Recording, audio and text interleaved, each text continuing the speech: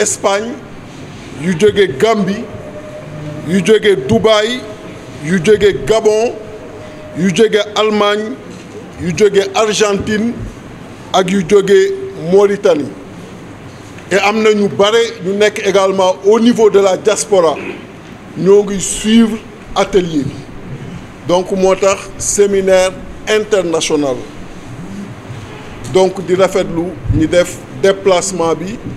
te xam nañu ni ci ay conditions yu jafe ngeen ko defee parce que ku war jóge Kolda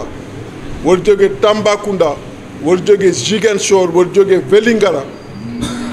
10 heures fekk la à Thiès wér na ni kon depuis démb nga quitté pour mën a fekke lii ak ñeneen ñi jógee Louga ñi jógee Saint-Louis c'est la même chose donc ñoo ngi leen di mastawu coono mais loolu mooy mission bi mooy fexe ba tey jii nii lii coono ñu gàddul ko Sénégalais lii coono ñu gàddu ko ak le président Idrissa Seck wut nguur étape bu metti la mais exercer ko moo gën a jafe donc coono moom fileeg ñoo ngi ñaan suñu boroom li mu bëgg mu defal ñu ko coono dootuñu wàcc parce que dafa doon li nga xam ni mooy mission bi jóg se mettre au service des Sénégalais di remercier di féliciter les alliés qui sont là sur la table am na ñoo leen ci xam am na ñoo leen ci xamul xam ngeen ci Malick Badji nga xam ni depuis 2006 mi ngi accompagner le président Idrissa Seck xam ngeen ci Abdou Diouf nga xam ni également depuis 2006 mi ngi accompagner le président Idrissa Seck yàlla def na Abdou Karim Fall Sénégalais yi xam ko bu baax il a également décidé d'accompagner le président Idrissa Seck ak ban allié bu ma cité wul Mor Dieng jógal Mor Dieng également qui a décidé d'accompagner le président Idrissa Seck dinaa ñëw ci Mamadou Goumbala Ngoudakar merci beaucoup qui a également décidé alors li ma war préciser mooy yàlla def na depuis que président dénk ma man ak Yankhoba pour ñu dox ci biir Sénégal pour mën a waxtaan ak ñi nga xam ni jàpp nañu ni war nañoo mën ànd ak président Idrissa Seck boobu ba tey yàlla mi ñu ci defal sutura ba am na ñu bare ñi nga xam ni tey nangu nañu ànd ak moom ndaxte jàpp nañu moom mën nañ ko jiital ndax lii mbébétu Sénégal yi mu mën ci indi saafara li mbébétu sénégalais yi mu mën ci indi saafara donc am na ñu ñëw tey mais am na ñu ñëwul dañu am ay empêchement mais yàlla def na ñoo ngi nekk di construire plateforme bu am solo bi nga xam ni ay leaders yu am solo ñoo ko composé nangu jiital le président Idrissa Seck en 2019 kon ñoo ngi leen di gërëm encore une fois di leen remercier ci seen déplacement di ñaan suñu borom li ñu sumbandoo mu may ñu ci ndam te mu doon njëriñu Sénégalais yi di remercier tous les membres du secrétariat national qui sont là nga xam ni ñoom it ñëw nañu def déplacement bi pour fekkee lii nga xam ni moom la As Babacar initié Mamadou Goumbala c'est pas un allié c'est un membre du parti mais icône la ci biir Sénégal figure la ci biir Sénégal yàlla moo def loolu ci parcours am moo tax bu ñëwee ànd ak le président Idrissa Seck day am lu bare lu muy inspirer Sénégalais yi en termes de confiance bu nu war mën davantage placer ci président Idrissa Seck ndax ku ko xam ni du def benn jéego ci caaxaan te du ànd ak kenn cib caaxaan moo tax moom du allié il est membre du parti mais icône la et vraiment ñoo ngi koy rendre hommage di ko rendre grâce di ko remercier di ko jox également wàccuwaayam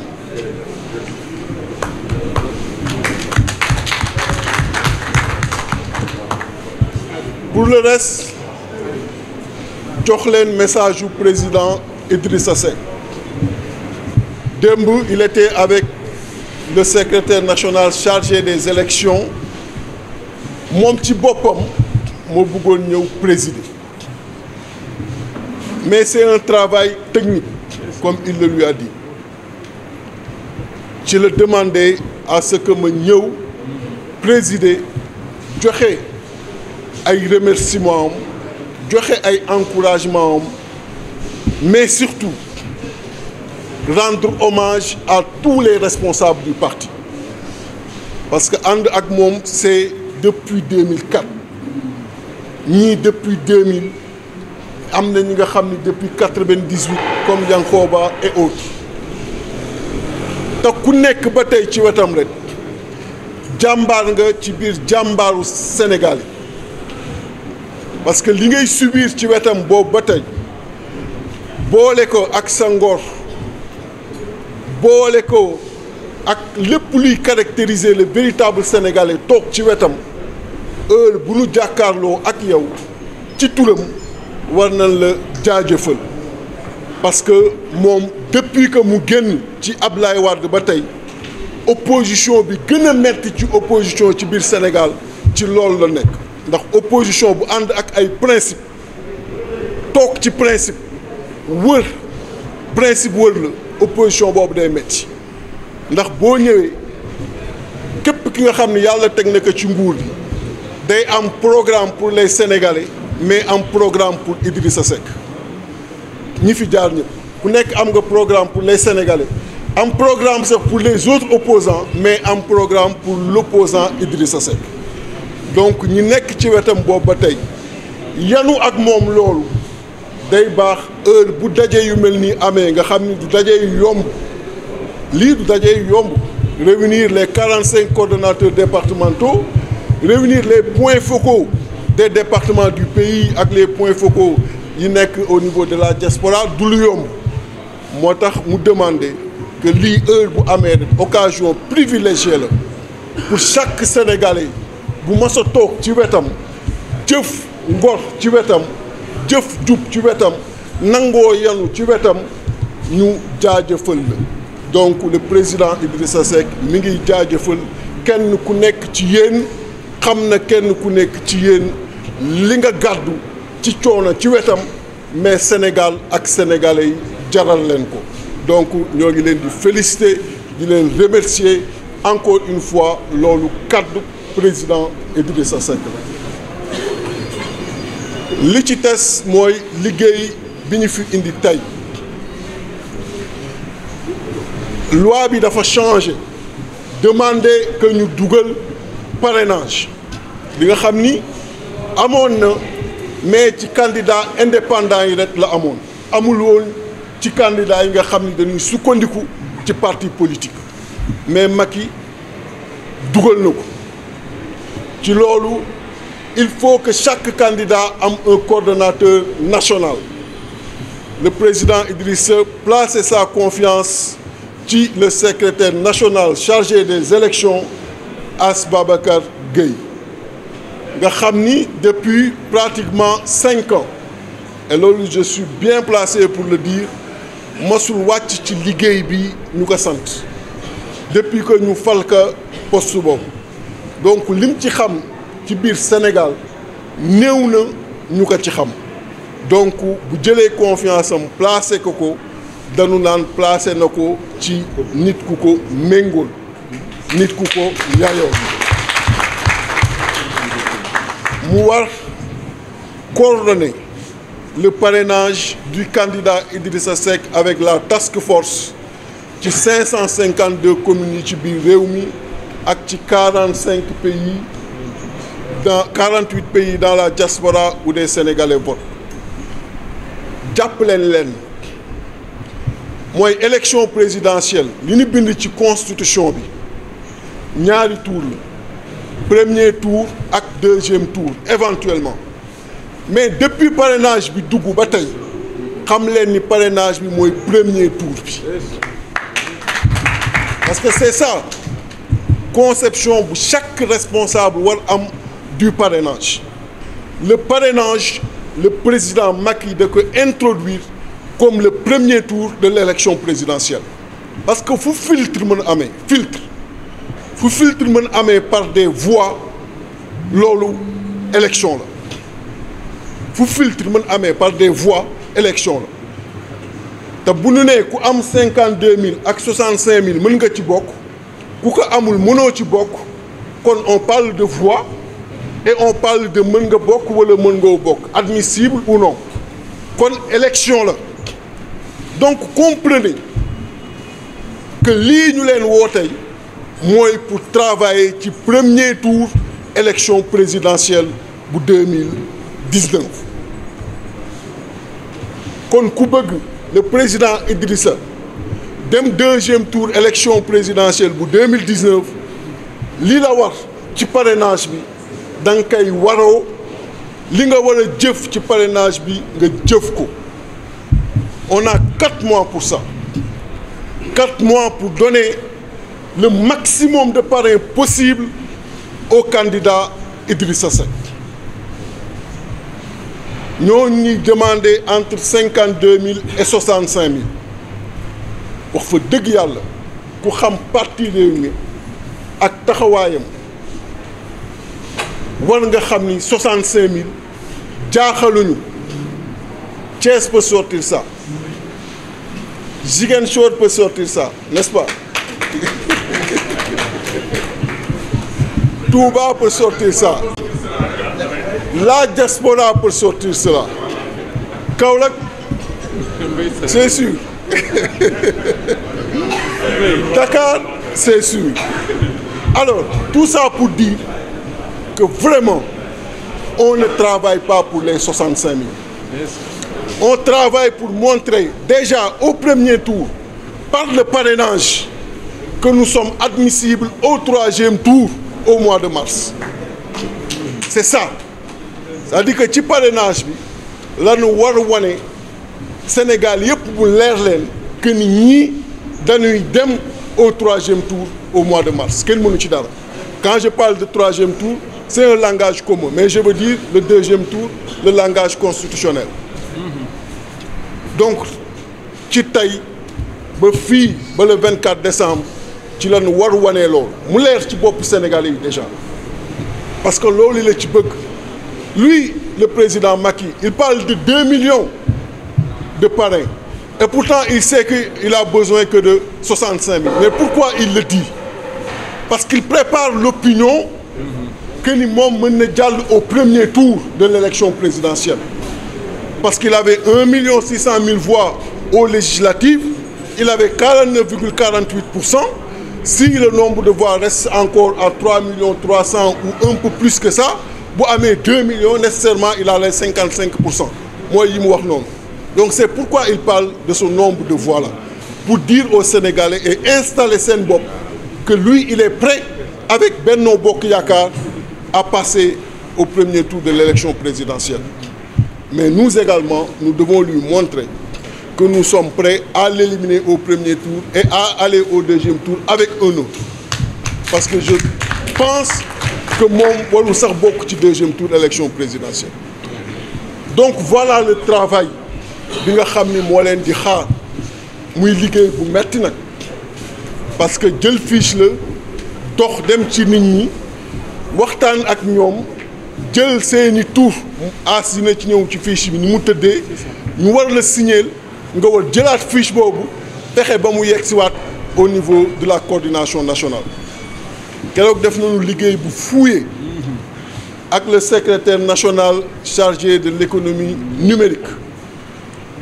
méthode AMDEC ñuy def science war nañu ko xam analyse des modes de défaillance de leurs effets et criticité pour wane circuit boobu rek déjà li ci nekk comme risque parce que circuit wu jël naa sama feuille dem ci Sénégalais mu bind signer ma ba mu war dellu soit ci As Babacar li fi jaar ci risque bare na risque bu réeral boo tey risque bu réeral boo tey risque bu jënd nañ ko jënduñu ko risque yi fa jaar dafa bare donc nit mën na am volonté wu wax man président Idrissa Seck laa parrainé te volonté boobu du yegg si ci keesu président Idrissa Seck Donc les risques sont énormes. Donc c'est à encadrer. On a fait un travail vraiment fouillé sur ces questions-là, mais c'est juste pour vous dire ni liggéey bi sérieux ni liggéey bi amee importance. Mais doutez-vous benn yoon que képp ku fi responsable ku ñu choisir nga war coordonner département war coordonner une région ci loolu doutez-vous benn yoon que ni am nga capacité wu gérer loolu mais day baax li ci risque yëpp nga xam ko pour que nga mën ko sóoraale pour que li Sénégalais yi jël dénk la ko comme confiance loolu mën a yegg ci gafab président Idrissa Seck ci parrainage dafa jar a xam donc ci lu sérieux la ñu nekk li nga xam ni dañ ko war réussir boo ko réussir montrer nga ñaari chose montrer nga que ni am nga nit yi war pour yóbbu président Idrissa Seck au deuxième tour ou le faire gagner au premier tour montrer nga également que am nga organisation bi war pour mën sécuriser lépp luy liggéey ak lu mu jafe-jafe ak luy échelle bi pour que au niveau macro liggéey boobu mën a feeñ donc ñaar yooyu lay témoigner si on parvient à réussir ce travail-là et il faut qu'on le réussisse on n'a même pas le choix parce que boo ko réussirul déjà doo bokk ci élection présidentielle donc comme def nañu suñu congrès on a choisi le président Idrissa Seck on a de grands alliés yi nga xam ni ku ci nekk mënoon nga jël sa parti dem wuti parrain ñu nangu ànd ak le président Idrissa Seck ensemble on n'a pas le choix li nga xam ni moom lay sénégalais yi di xaar mooy ñu réussir loolu aussi bien en nombre de parrains qu'on va obtenir mais également dans l'organisation qui sera mise en place et portée par chaque responsable dans chaque commune du pays donc loolu la moo tax séminaire bi ñoo ngi féliciter le secrétaire national chargé des élections bi mu xalaatee ñëw def ko bi mu xalaatee ñëw waxtaan ci ak yéen dina def tout à l'heure une présentation mais avant ça am na liggéey bu ñu tàmbali woon parce que wax fa dëgg yàlla travail bi anticipé woon nañ ko yàgg na on avait parlé de l'opération des 100 000 volontaires ñu ci bare comprendre lu ñu woon loolu lu mu mais xam nga boo nekkee ki nga xam ni moom foog na ni mën na galgal ku ne da ngay am say galgal yoo koy dóor avant moom sax muy xalaata galgal donc l'opération des 100 000 volontaires lancé woon nañ ko boobu am na ay département yu bare as na ci dellu ci def jéego mais c'était pour prévenir li nga xam ni moo ñëw nii et l'histoire nous a donné raison et tey jii nii ñàkkul ni am na déjà ñi nga xam ni indaale nañu ay dossiers ci loolu bu fekkee am na c'est le lieu également de recevoir ces dossiers-là am na yu ci as jot a recevoir am na yu ci task force recevoir booba tey mais remise symbolique rek lay doon et organisée mais loolu bi ñu koy lancé am na ay 2 mois et demi xamoon nañu bu baax li nga xam ni ca la Macky doon jëm mais comme dafa jàpp ni am na xel te moo gën a néew xel ci Sénégal da nga koy woon tout le temps que yaa ko ëpp xel li nga xam ni daal mën na ko mooy fecc keroog wane na fecc bu rafet nag vraiment les pas étaient très en symphonie mais il sait pas travailler il danse bien mais il travaille très très mal donc c'est ça la vérité donc à nous de lui montrer que nous sommes capables aujourd'hui donc de mettre l'organisation qu'il faut et de donner le maximum de parrains. Je ne veux pas donner de nombre, je ne veux pas avancer un chiffre, mais quand je dis le maximum, on a un fichier de 6 500 000. En général, les votants, c'est autour de 3 millions. Au législatif, on a eu le maximum de votants, 3 300 000. Bobu Bataille. À la présidentielle, peut-être qu'on nous monter 4 millions à 5 millions.